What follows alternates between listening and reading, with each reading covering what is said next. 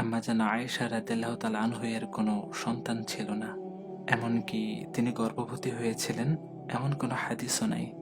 আম্মা জান খাদিজাতুল কুবরা রাদিয়াল্লাহু তাআলা আনহা এর পর রাসূলের সবচেয়ে প্রিয়তমা স্ত্রী ছিলেন তিনি।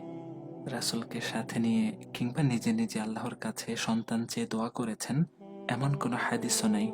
রাসূল সাল্লাল্লাহু আলাইহি ওয়াসাল্লামের ইন্তেকালের সময় আয়েশা রাদিয়াল্লাহু তাআলা আনহা এর বয়স ছিল 18 বছর। নবীজির ওফাতের পর তিনি প্রায় ৪৮ বছর বেঁচে ছিলেন। এই দীর্ঘ সময় তিনি স্বামী, সন্তান ও সংসার ছাড়াই কাটিয়েছেন। কখনো সন্তান বা সংসারের জন্য আফসোস করেছেন এমন কোনো হাদিসও নাই। তিনি জ্ঞান চর্চা করেছেন, আল্লাহর ইবাদত করেছেন, মানুষদের নিয়ে ধর্মীয় আলোচনা করেছেন, ইসলাম প্রচার করেছেন, দ্বীনের খিদমত করেই জিন্দেগি কাটিয়েছেন। সন্তান না থাকলে, সংসার না থাকলে কোনো মেয়ের জীবন থেমে যাবে না। মা হতেই হবে এমন কোনো কথা নেই। যারা নিঃসন্তান, সন্তানের জন্য আফসোস করেন, আয়েশা রাদিয়াল্লাহু তাআলা আনহা এর জিন্দেগি থেকে শিক্ষা নিয়ে ধৈর্য ধারণ করা উচিত।